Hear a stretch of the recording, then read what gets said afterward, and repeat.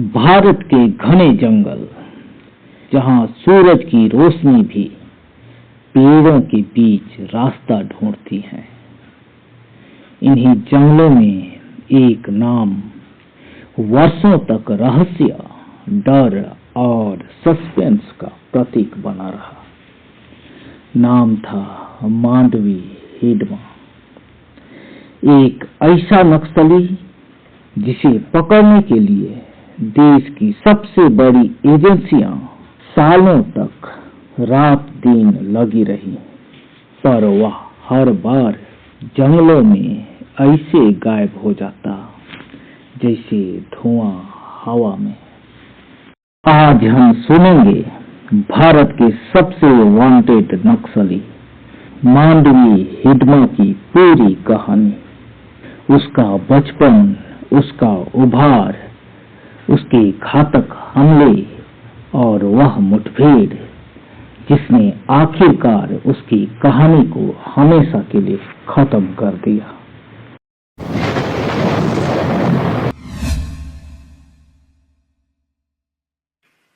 साल था 1981। सुकमा जिले का एक छोटा सा गांव पुवर्ती। मांडवी हिडमा किसी नेता के घर में नहीं, बल्कि एक साधारण आदिवासी परिवार में पैदा हुआ था।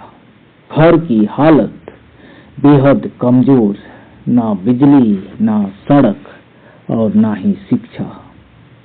बचपन से ही हिडमा जंगलों का बच्चा था।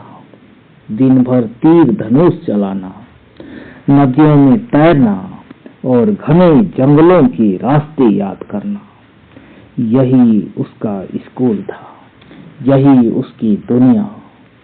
लेकिन गांव में गरीबी, बीमारियां और सरकारी सुविधाओं की कमी ने उसके मन में एक चिंगारी जलाई, और यही चिंगारी आगे उसे नक्सल आंदोलन तक ले गई। 90 के दशक के अंत में बस्तर में नक्सलवाद तेजी से फैल रहा था।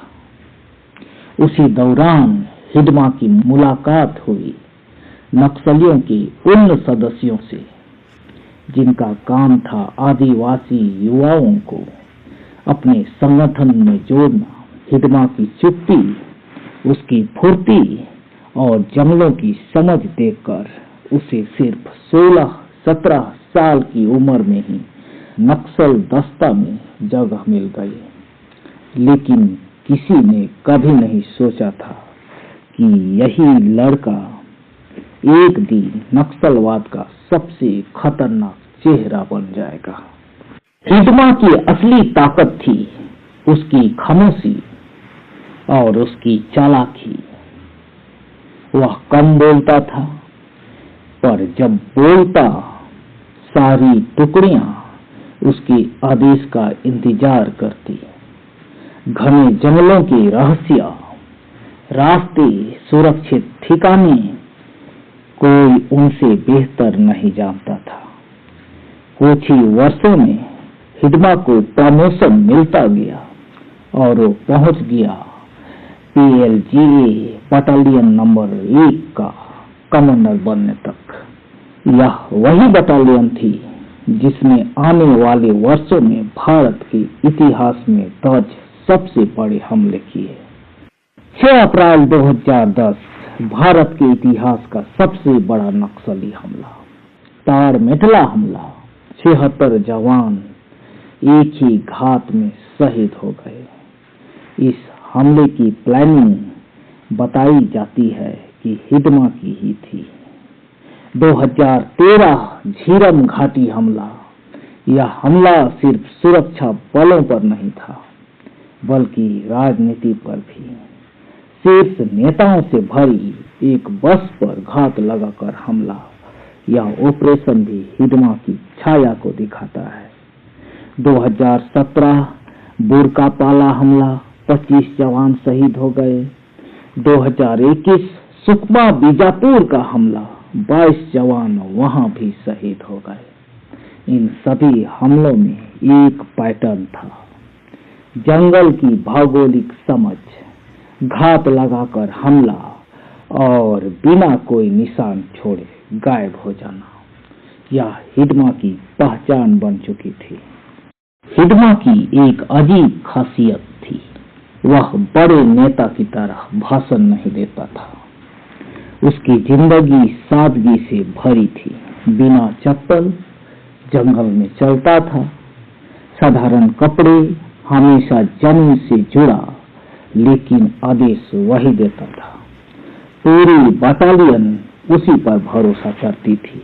उनका निजी जीवन भी जंगलों में ही बीतता था, घात, छापे और दौड़ भाग के बीच।